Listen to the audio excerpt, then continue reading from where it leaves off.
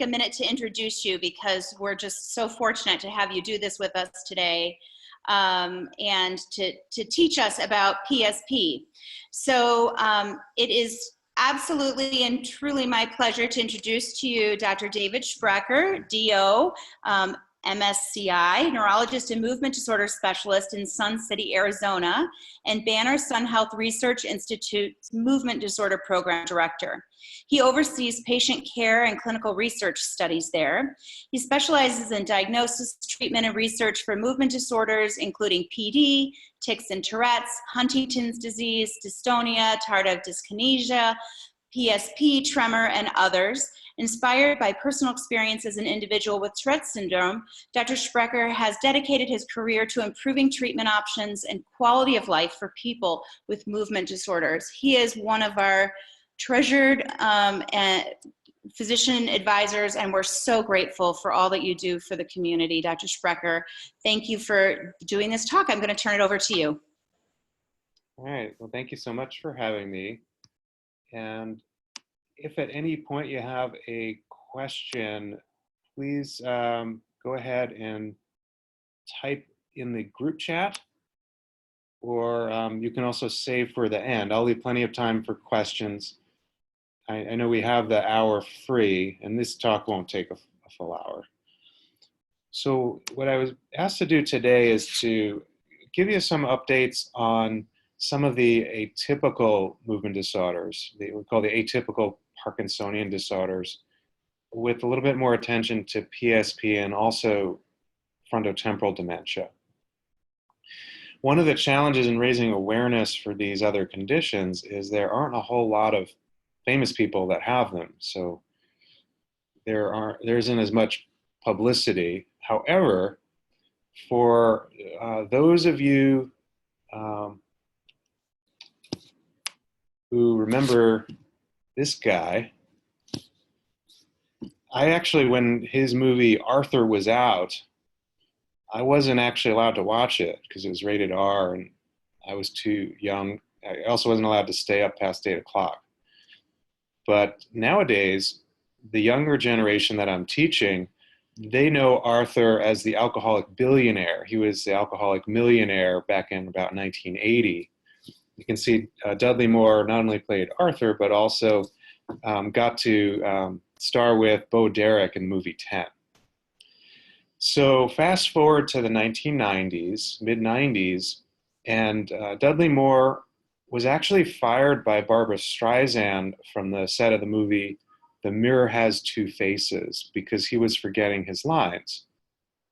And there was this suspicion, probably on her part, that he was becoming like the alcoholic millionaire that he played back in the day.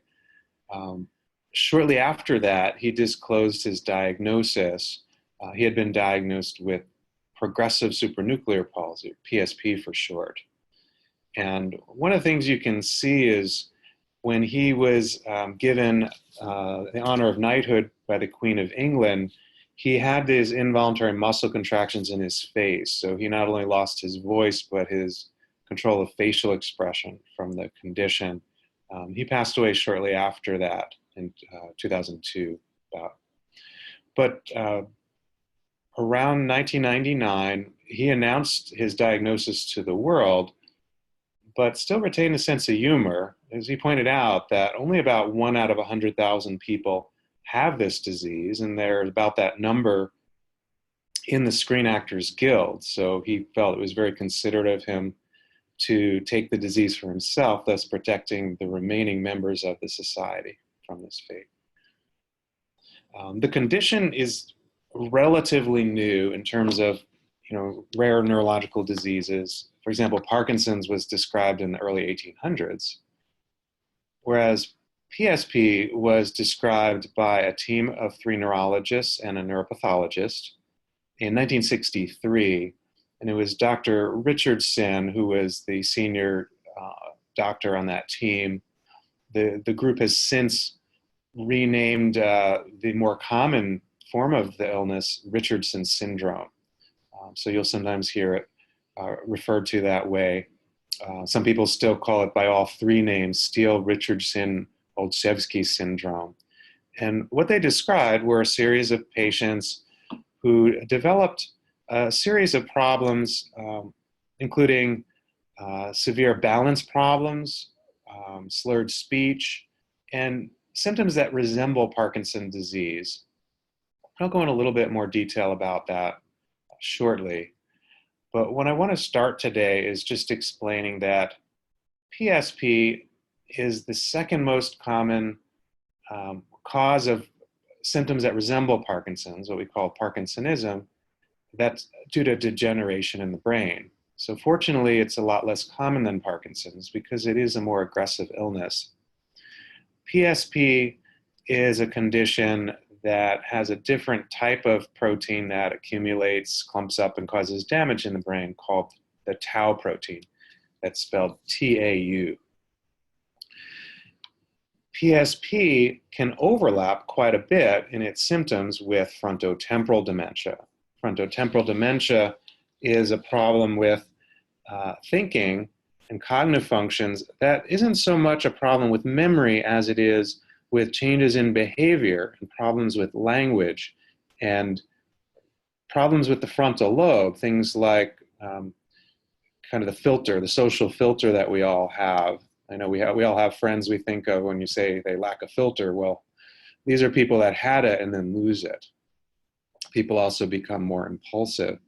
And so people can have PSP, but also have a frontotemporal dementia.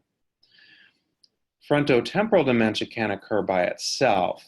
And then there's another syndrome that overlaps called the Corticobasal syndrome that can be due to the same type of problem, the tau protein accumulating as in PSP, but as I'll talk about in a moment, can be caused by an unusual presentation of other more common conditions like Alzheimer's. So when we diagnose someone with these diseases in the clinic, we're making a diagnosis based on the symptoms. And if someone has all three of these, we can be about 95% sure this is PSP. That is, they have severe falls with balance problems in the first 3 years of symptoms. They have problems looking vertically up and down that might not be a complete palsy, but problems moving the eyes rapidly up and down. So they can't, when they go up and down, they can't make rapid eye movements. Sometimes they have to tilt their head or lift their eyebrow muscles to get the eyes to move. And the third feature, we call it atypical Parkinsonism because they're usually more rigid in their neck than in their arms. And it's usually similar on both sides. And the medications that we use for Parkinson's aren't usually as effective. So they may, if they do help, lose their effect over time. So those are the three things that we as neurologists are looking for that would raise a red flag if we see them in the first few years, that this might not be Parkinson's disease, but this other second most common cause of Parkinsonism that's neurodegenerative, called PSP. The other things that we look for and that we'll be watching for if we think someone might have PSP include, first of all, dystonia. Dystonia is a lot more common in PSP than in Parkinson's. The most common type we see is involuntary eye closure and involuntary grimacing of the face. And when it's severe, it can interfere with vision, and we'll use, sometimes use injection therapies like Botox to relax those muscles. Sometimes even use it to relax the muscles of the neck if they're constantly pulling the head, the lower part of the neck forward and the upper part back like this. So we may do injections in the neck as well for what we call cervical dystonia. Other more challenging symptoms are the problems with slurred speech, and then swallowing difficulties eventually develop in most patients. Fortunately, that's a later feature. It can take many years to develop. Another common feature we can see with, less often with Parkinson's, but often see with frontotemporal dementia, especially if it occurs along with Lou Gehrig's disease, motor neuron disease, is called emotional incontinence. And that can be involuntary laughing. So you might say that so-and-so just died, and they might start laughing out loud. I've even had one person, when they were diagnosed with ALS or Lou Gehrig's, started laughing hysterically. That's an example of the involuntary laughing. It's not really appropriate for the situation. Some people can have involuntary crying. So I have a patient that whenever he talks on the phone with his adult children, he'll start crying, which is really out of proportion. He may miss them, but it's out of proportion to what he would have normally done before. That can be a problem if it also includes irritability and involuntary expression of anger. So rarely we need medication to treat that, but when we do, there is an effective medication we use called Nudexta. The other challenging symptoms that it's important not to overlook include things like constipation, bladder incontinence, and insomnia, which can be pretty severe. And each of these have treatments we can choose that are less likely to cause major side effects. One of the challenges with this condition is that because it progresses faster than Parkinson's, and the medications we use for Parkinson's don't really help with the balance, most people within the first 3 to 5 years will get to a point where they just can't walk around safely without constantly falling and being injured. And so I usually see that most patients within 3 to 5 years need to use a walker or even wheelchair all of the time for safety. Okay. Another important problem is that along with insomnia, people often have anxiety and depression. We see that with Parkinson's also. And so we'll sometimes choose antidepressants that also help with anxiety and insomnia. So people can have frontotemporal dementia by itself. When frontotemporal dementia develops, this often can develop in one's 50s, so much earlier than we usually see with Alzheimer's or even PSP. PSP and frontotemporal dementia are considered prime of life diseases. These are often seen to strike just before people are getting close to retirement, when they're still kind of at the top of their game or in the peak of their career, kind of like Dudley Moore was. So they can strike young enough that they really have devastating consequences, and we're not really ready to have this level of disability, particularly if we don't have Medicare, but we were already winding down in our careers. So this is where, with all these conditions, we often recommend people consult with a social worker and start planning ahead. Even if we're not certain what the diagnosis is, we want to plan ahead that if it turns out to be a more aggressive illness, we really have a good plan in place of how to plan wisely in terms of our finances, medical coverage, and having a good care team in place so that we don't just have one caregiver who gets burned out or is too frail to be there 24/7, keeping an eye. With frontotemporal dementia, people usually have one of two types. One is the behavioral variant, where there's mainly a change in personality. People become more impulsive. They may make socially inappropriate statements or gestures. Some people even get into trouble because they're sexually inappropriate. So they really lose the filter, the frontal lobe that keeps them out of trouble and keeps them socially appropriate. They also lose insight and judgment.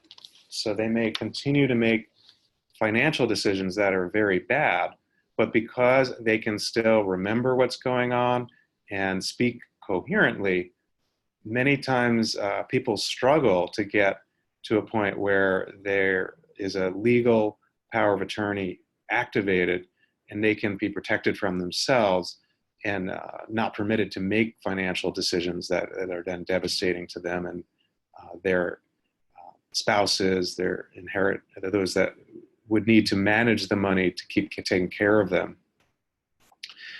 The other subtype is a progressive aphasia.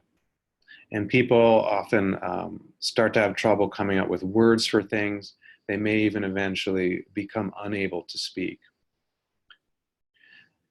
Frontotemporal dementia often is caused by accumulation of the tau protein that causes PSP, but not always. There are other subtypes that don't involve the tau protein. We don't yet have scans available to differentiate, and so research in trying to develop a treatment has been challenging because you don't always know the underlying cause, and developing treatments, therefore, is difficult. As we'll talk about in a little bit, this is why most clinical trials that are just testing therapies aimed at blocking the tau protein from accumulating and causing damage are mainly recruiting people with PSP, because when people have all the classic symptoms, we can be really sure about what the diagnosis is going to turn out to be over time, and if they had an autopsy. That's not necessarily true with frontotemporal dementia, because it's not always caused by tau protein. Now, only about a third or fewer of people with PSP present with all of the classic features. How do we know this? This is because other programs around the world have had many, many years of having people with Parkinson's or related conditions donate their brains for research. Those who are enrolled and turn out to have PSP when they look for the tau accumulation in an autopsy, those individuals, about a third of them, had the classic presentation of all three classic features in the first few years. Another third had a Parkinsonian variant, where it really did look for and was easily mistaken for Parkinson's. We have quite a few of these cases that end up in our brain bank here in Sun City, because we currently only enroll people who are enrolled with an initial diagnosis of Parkinson's. This is one of the most common reasons for the diagnosis to be revised over time. Some people just have mainly frontotemporal dementia with some balance problems. So progressive non-fluent aphasia, for example. And some people may look like they have, or actually have, motor neuron disease along with the PSP. Some people mainly just have a problem with their gait, and we call that a gait freezing, akinesia. Now, another type that's a little tricky to sort out is the corticobasal syndrome. Corticobasal syndrome is a condition that can indicate someone has a tau-related condition like PSP, or a very close related one called corticobasal degeneration. And what this syndrome involves is it can have a couple or more of these features. One is apraxia, where early on, usually one side more than the other, kind of loses the sequence, if you will. That arm forgets how to do things. So it can't remember how to use utensils or use the remote control or dial the telephone. And that's because the connection with the frontal lobe, where that program is stored, is degenerating. They may have a dystonia, and usually that's an involuntary clenching up of the fist and curling under of the hand. Some people, less frequently, have a feeling of alien limb. That's a feeling like the arm has a mind of its own. So it may levitate or even touch the face without them intending it to. So it seems to do it on its own. Frontotemporal type dementia, particularly language problems, is common. And the slowness or stiffness, the Parkinsonism, in this syndrome almost never responds to Parkinson's medication. It's very atypical Parkinsonism. It also overlaps a lot with PSP in the symptoms, with eye movement problems, balance problems, and problems with pronunciation and with swallowing. Less than half of those patients actually that have the syndrome turn out to have what we call the corticobasal degeneration, changes in the brain. They're related to PSP, but slightly different areas. But overall, nearly 2/3 will have a tau-related problem like PSP or corticobasal degeneration. Some can just have Alzheimer's disease or even dementia with Lewy bodies. There also are cases where people have a mutation in a gene that causes a syndrome that looks like frontotemporal dementia or corticobasal syndrome, but does not have any tau protein involved. And less often we see just pure frontotemporal dementia related changes, or Parkinson's or prion disease. It's called Creutzfeldt-Jakob disease.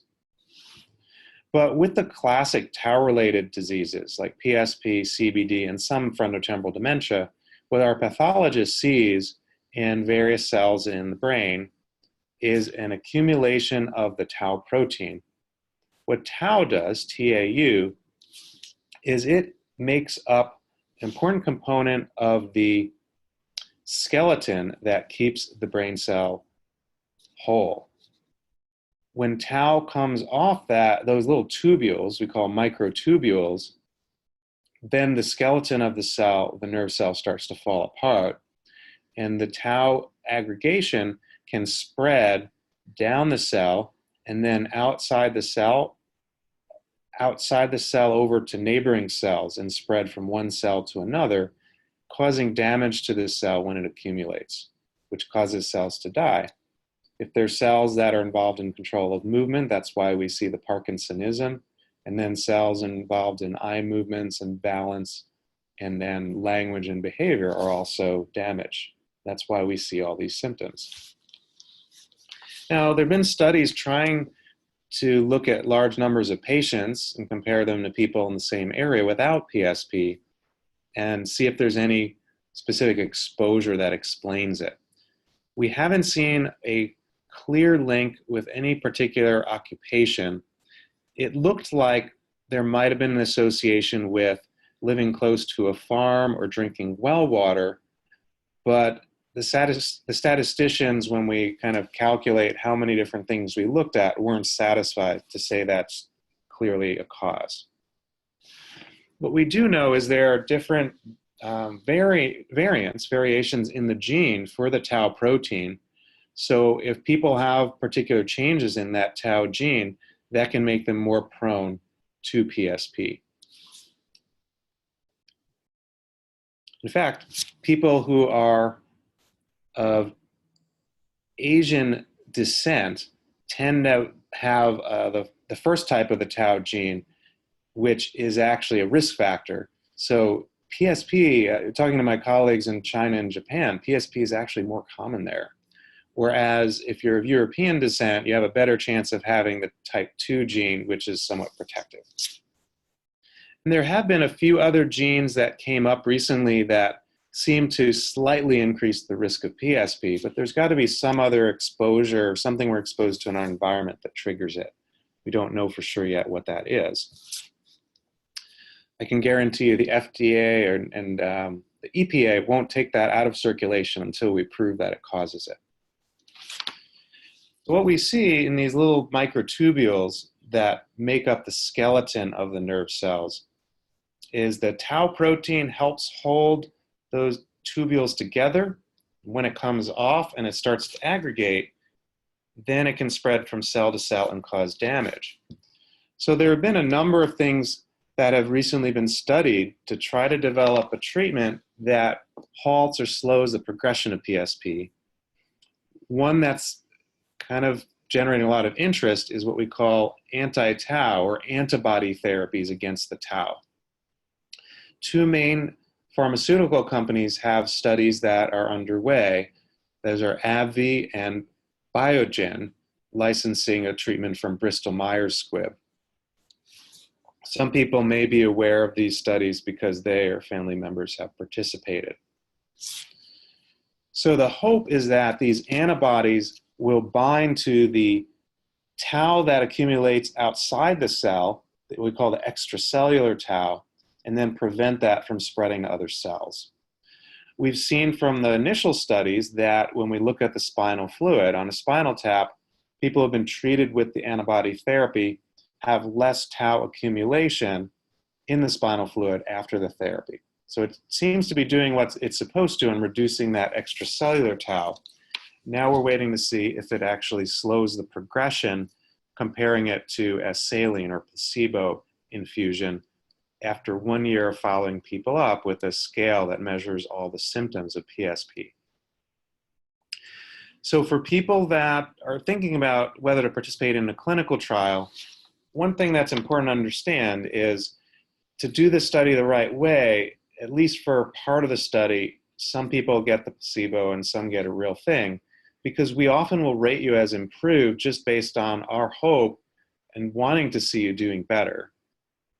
However, one possible benefit is after that first part where you might get placebo, the randomized portion, there's usually an open label extension where everyone does get to take the real thing. So, you know, it's a long shot, but at least it provides you hope that you're part of the solution. You might be exposed to a treatment that turns out to be effective.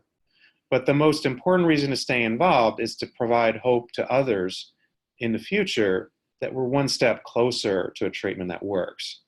Another benefit is you usually meet more often with PSP experts by being involved in the trial than if you were just having your usual care in the clinic. So all three of the academic centers here in town are involved in PSP trials. So whichever one's closest to you, it's worth reaching out to them and contacting them, finding out if they're currently recruiting for a trial or letting them know if you're interested in being contacted once they are. So that's true at both of our center at Banner Sun Health Research Institute. It's true at the Barrow and at Mayo Clinic. We also have colleagues in San Diego that do a lot with PSP research and also involve people in other studies for frontotemporal dementia and corticobasal degeneration. So when I see a patient with one of those other related conditions, if they're really motivated to get involved in research and still can travel or want an excuse to go to San Diego, I do refer them for that study. Now for brain donation is important also because it allows researchers to confirm with certainty what you have, but then do important genetic research trying to understand the cause. So there is a program through the Mayo Clinic in Jacksonville, Florida, where people can sign up to have their brain sent to Mayo Clinic through the Cure PSP organization. So in summary, these are closely related conditions that are not easy to diagnose. And this is why it's important to see a neurologist that has experience and expertise either with memory or movement disorders. The cause of these conditions is still not clear. In most cases, it does not run strongly in families. However, if you know of multiple family members that all seem to have something that sounds similar to any of these three conditions, then that's an important thing to talk over with your doctor and a neurologist who knows how to test for genetic causes.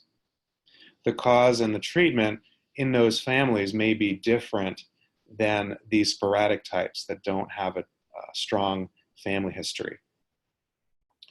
So we have several treatment options to treat the individual symptoms. Physical, speech therapy, occupational therapy, social work are extremely important to maintaining trying to maintain quality of life for people that have these illnesses. And we hope that treatments being developed today will ease the burden and slow the progression of the illness for patients down the road in the future. The sooner people get involved in these types of studies, the sooner we'll have an answer as to what works. So that's all I've got for you today, just as a brief overview. Now I'm going to kind of open up to questions. And make sure to unmute your mic. Thank you so much. That was fantastic. And I have, oh, can you hear me? Mm-hmm. Go ahead.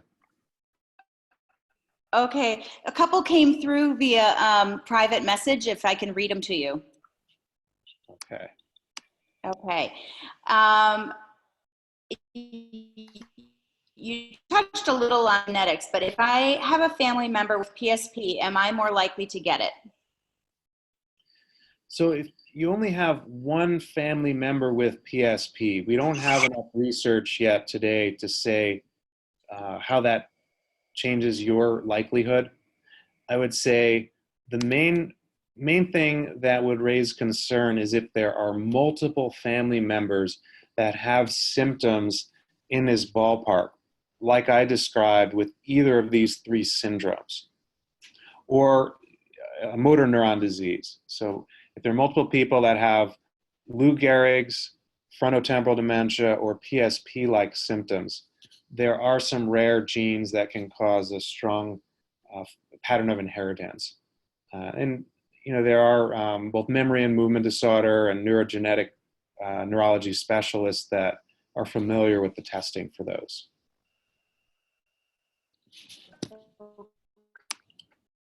Okay. I just had an endoscopy colonoscopy with a little propofol. Does propofol affect the brain? To me, I had more cognitive problems since the propofol.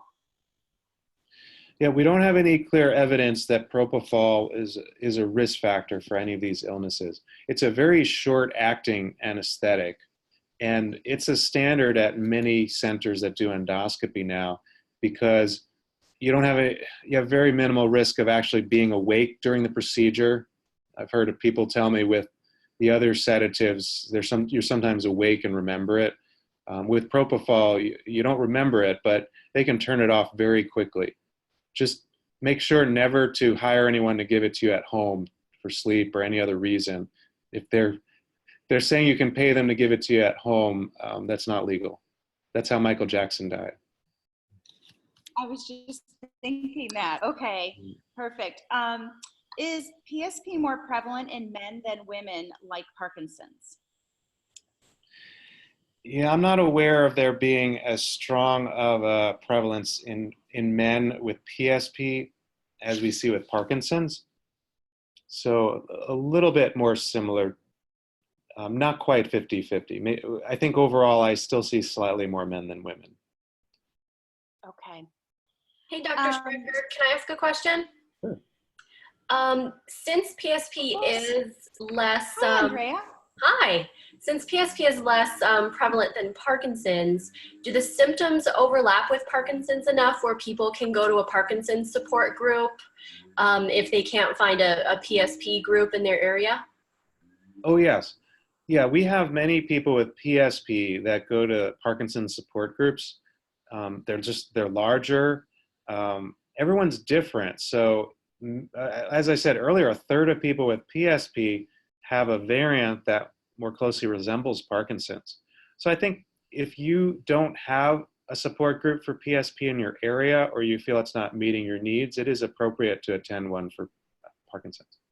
And then what about for the frontotemporal dementia? Does that overlap more with Alzheimer's, or is it more of a, shopping around and seeing what's a good fit? Or would you say the Parkinson's support groups? With frontotemporal dementia, that's a challenging one. Sometimes we've combined the PSP and frontotemporal dementia caregiver support groups. With a lot of these support groups, especially frontotemporal dementia, it's really support for the spouse or family member, because most people with frontotemporal dementia don't have insight about their illness. They're often not just in denial, they don't understand that they have a problem. And it's very challenging for spouses to see that personality change and this irrational kind of behavior if they have the behavioral variant.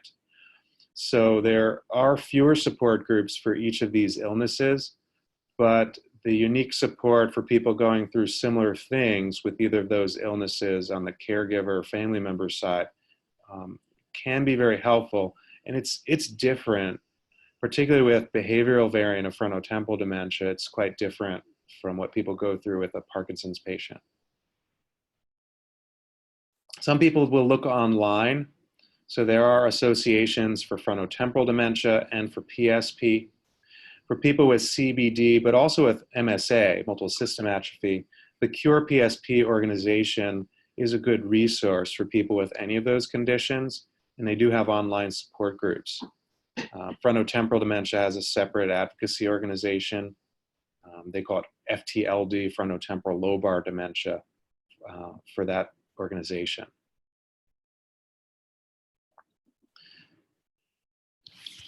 Thank you. I have one private yes. one. I have a just. Okay. I'll answer that privately. Okay. Go ahead.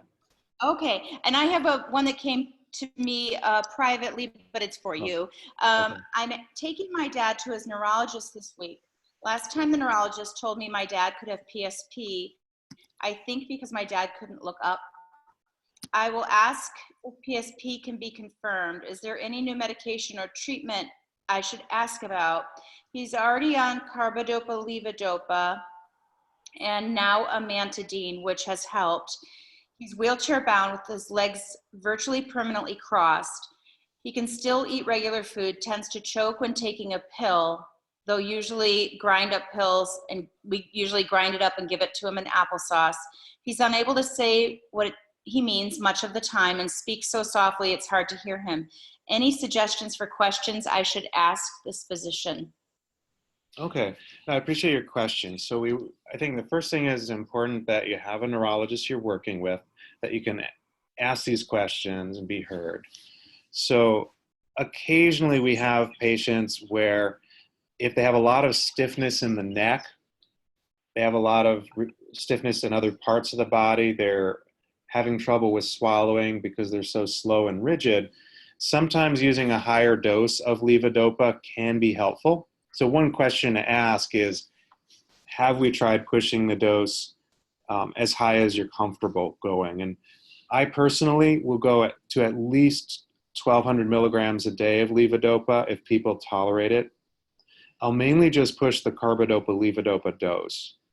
Other medications like amantadine is mainly used to help with the gait freezing problem. And the other medications may be helpful as an add-on, but I usually recommend we push the dose as high as we can go without side effects like involuntary movements called dyskinesia. So at least 1,200 milligrams a day is what most doctors are doing. Sometimes you'll get some modest improvements in mobility, rigidity, or in problems with swallowing. Trouble swallowing is a very challenging issue. And so that's an individual decision if people get to a point where they can't swallow safely, whether to use a feeding tube.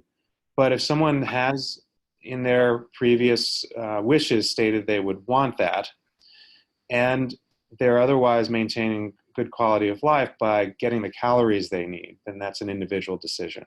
One thing to be careful is we don't want to put it just to prevent aspiration, because even saliva can go down the wrong tube, whether you have a feeding tube or not. The other thing, once people get to a point where they're wheelchair bound, it's very unusual for me to get to a point where they're actually walking safely again. So I don't usually push medication or physical therapy at that stage. So I think the main thing is asking if there's anything else that can be done to improve the quality of life, such as increasing the levodopa dose. Also, if there are problems with insomnia, problems with constipation, if they seem really anxious but they're not able to express that, many times we'll use medications that are dual therapies that help with mood and anxiety and also sleep, for example. There are a number of things we can do to address constipation, and it's important that we don't put that off. We don't wait for people to end up in the hospital with constipation. So, a lot of times we think there's nothing left that can be done, but you as the caregiver can sometimes identify some of these symptoms that I've talked about today and bring them to attention of the treating physicians. Wonderful. Alex had a question. Oh, hi. So my dad was recently diagnosed with PSP. We're in Los Angeles. He's kind of at the stage where he's just started to use a walker, but it's progressing much more quickly as the weeks kind of go by. His main complaint has been this dizziness that he's felt for years. So this is, going back even before he was incorrectly diagnosed with Parkinson's. And I'm just wondering, is there, we've tried upping the Sinemet, tried the amantadine. He didn't feel any benefit from that. Is there any other treatments that would deal with this? Since he kind of feels like he's drunk all the time. That's what he tells me. Yeah. So, particularly people who were very physically active or athletic before, Yes, they're very attuned to that change. So normally if you just stumble in the bathroom or you slip on some gravel, your body reacts automatically. You have this postural reflex. yes, That's the first thing to go with PSP. So people are very aware of that, and so some people feel dizzy all the time because of that. yeah, So the other thing that can contribute is when you're moving around and you're paying attention to your surroundings, normally you're moving your eyes quickly around to scan the area. But with PSP, you lose the ability to rapidly move the eyes, first vertically, but then even horizontally. You lose that ability. So physical therapists that have worked with PSP patients have two approaches. First of all, they do what they can to try to maintain the postural reflexes. It doesn't prevent the decline, but sometimes is somewhat helpful in addressing that feeling of being drunk and unsteady. The other thing they may also do eye exercises to try to slow the decline in the eye movement function. So it's really, for those type of symptoms, the medications are not helpful. yeah. In fact, and even as you're saying this right now, like his neurologist and, we're at St. John's in Los Angeles, with pretty seemingly, knowledgeable doctors and other people that we were seeing. I did ask about about vision therapy, whether that would help, and they just kind of brushed me off and said, no, it's not really going to do much of anything. But you feel differently? well, we have had some patients, when they do intensive physical therapy with a physical therapist that's familiar with PSP, some of them have also used eye exercises. And I've had some patients that do make some gains, and it really seems to slow the decline. It doesn't reverse the course. Yeah. Your best bet when you have these types of complaints is to find a good physical therapy occupational team that can say that they have experience working with PSP. I usually, when I'm trying to decide, if I have a patient that's moved to LA, if I'm trying to decide, who's the right one to go to, I have colleagues at UCLA that are very knowledgeable, that have collaborated with me on other PSP research. Is that Dr. Bronstein or?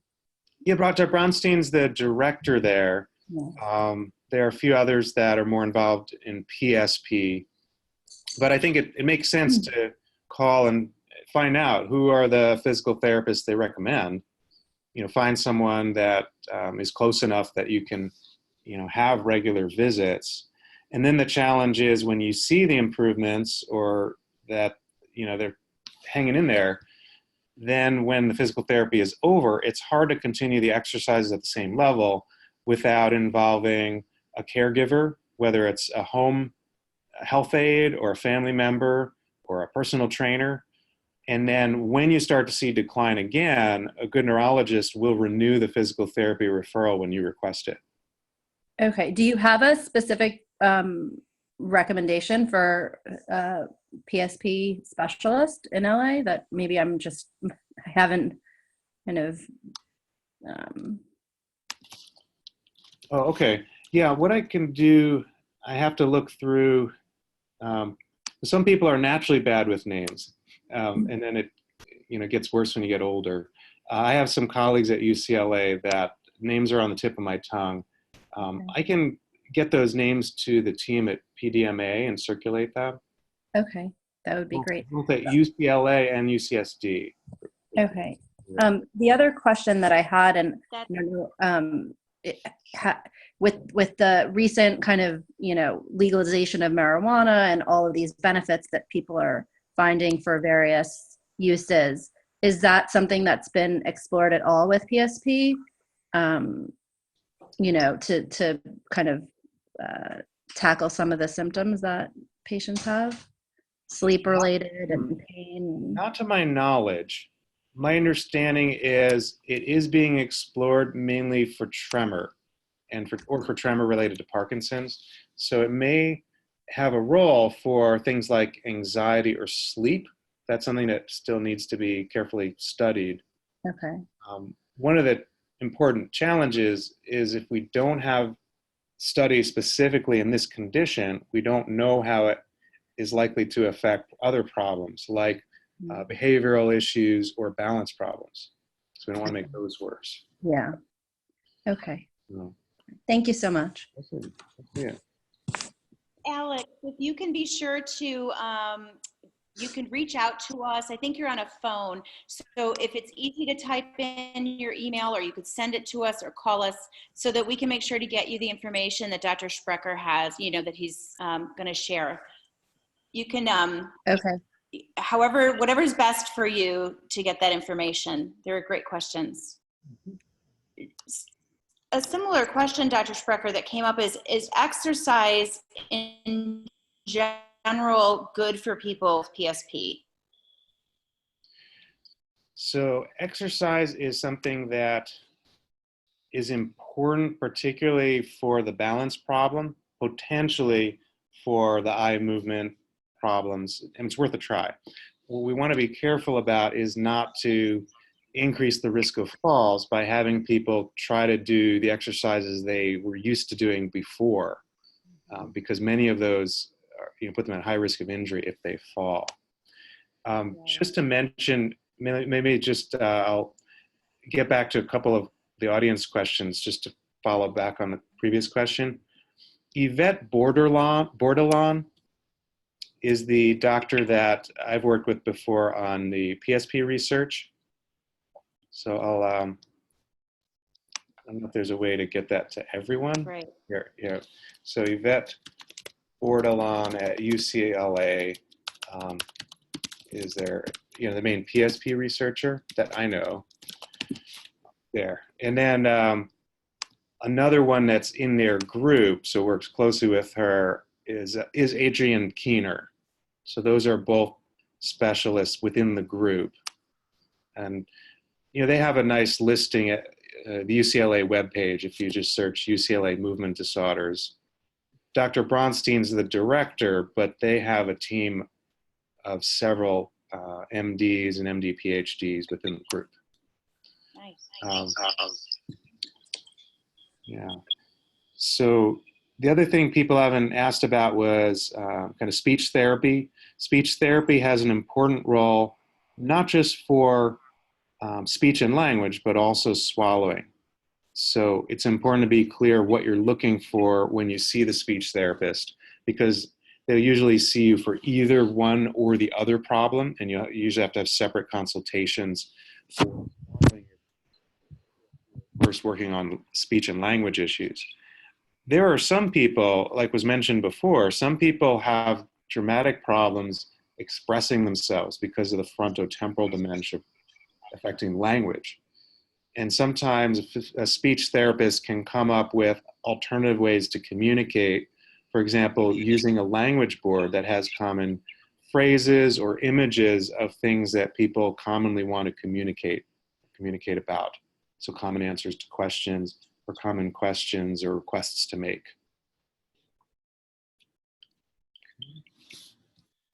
Dr. Shprecher, there was a question that came through privately to me that was about someone's father who has a lot of mood swings and he seems more irritable.